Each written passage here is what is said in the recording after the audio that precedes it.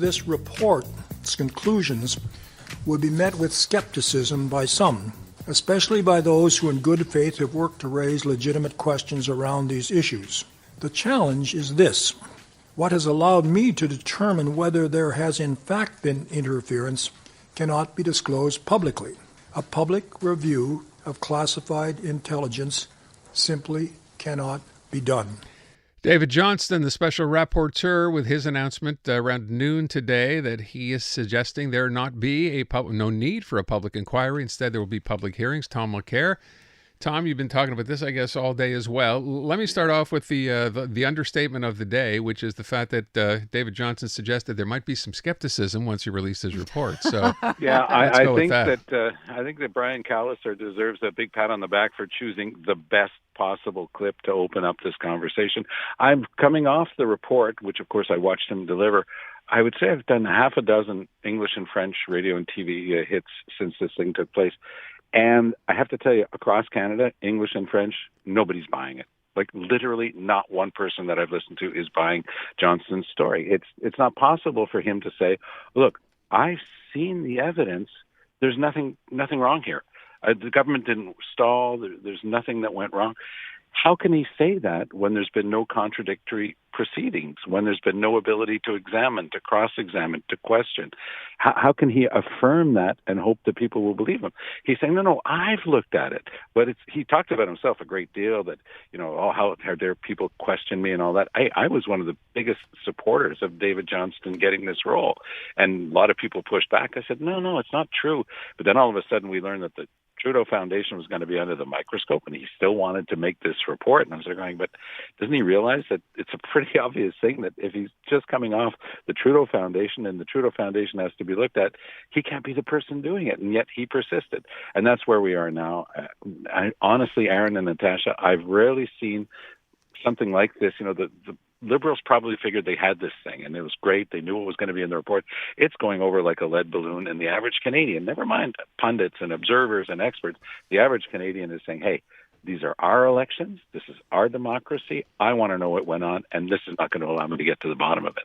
All right, so you said it's being met with skepticism across the board. I will ask you, though, two things. Number one, this idea of now when we go to public hearings, and it would still be David Johnston who's basically self-appointed himself in the public hearings. So why would you consider doing that? If there was a problem at the beginning, even getting involved, why continue to stay with this? Was that part of his original mandate?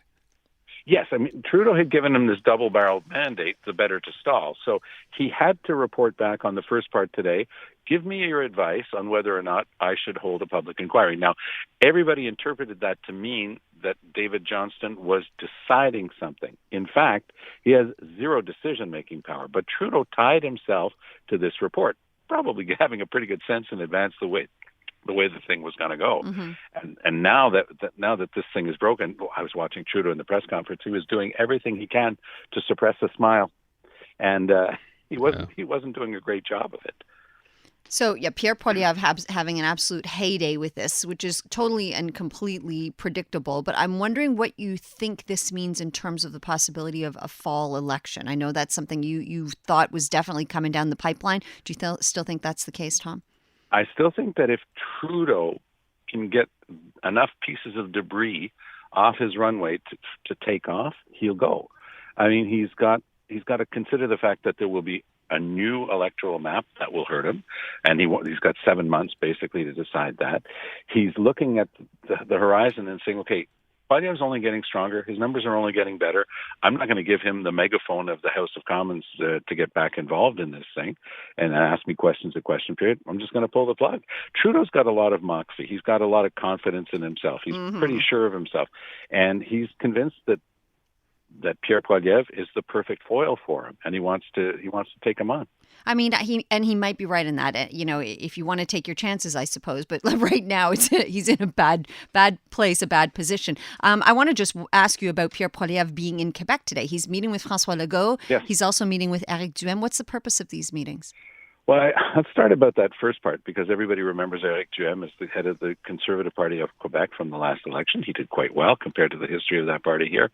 But mixing in Francois Legault, the premier of the province, and then the only other person you're meeting is a party that doesn't even have a seat in the National Assembly. He doesn't meet the Liberals, doesn't meet the Bloc, doesn't meet the PQ, and doesn't meet Quebec Solidaire. Well, Quebec Solidaire, they probably wouldn't even want to meet with him. But that being said, he had a good meeting with Legault, very polite, very high road, did a good turn in his press conference, stuck to his themes, and he came up with one that was a gem for the ages. He had to complain about Trudeau. He had to talk about the third troisième lien, this famous third link between the two sides of Quebec City, both sides of the St. Lawrence. So he came up with the following: that it was Justin Trudeau's fault that Francois Legault had to cancel the third link because Trudeau hates cars. I don't know if you know that. He repeated it in French and in English. It was clever. It was almost done tongue-in-cheek because nobody is taking it too seriously. But it shows that he can have a little bit more fun than you're usually expecting to see from Poilievre. Look, I don't want to dwell on this, but it is the big story. We've been waiting to get this decision now for a while. Yes. The question is, where does it go from here? So David Johnston has had to say what he had to say. This is his recommendation. What happens next? So we automatically go to public hearings? Well, this is the big thing. I mean, how can somebody who's already decided that he knows the result of the thing now sit there and pretend to be listening attentively to everybody talking about this and then come to a different conclusion? He's telling us that he's all that we needed, that he's looked at this and there's nothing to see. Please move along. And he's put himself, I think, in an untenable position, frankly. But this is the second part of his mandate that Trudeau had given him. It was to allow him to report back at Halloween. And the reason for that, of course, is the same one, that they're trying to make sure that nothing interferes with Trudeau's ability to call the election, and especially not having the beginning of these hearings. Okay, so, and again, I'm trying to wrap my head around this idea of getting people at public hearings to come up. He mentioned the diaspora here. He wants to hear from people who've been affected by this. Where does this all go at the end of all this? Tom, if it's public hearings, and it's the end of October, fast forward, what are we finding out? That, in fact, what we think happened actually happened, and then what happens? We're not going to find out a thing. And I go back to, there's a fellow named Scott Reed who's a liberal, who's often on panels with me. I'll be the guy with the former NDP hat. He'll be the guy with the former liberal hat. They try to balance things out. He's a super smart guy. And he was one of the chief advisors for Paul Martin.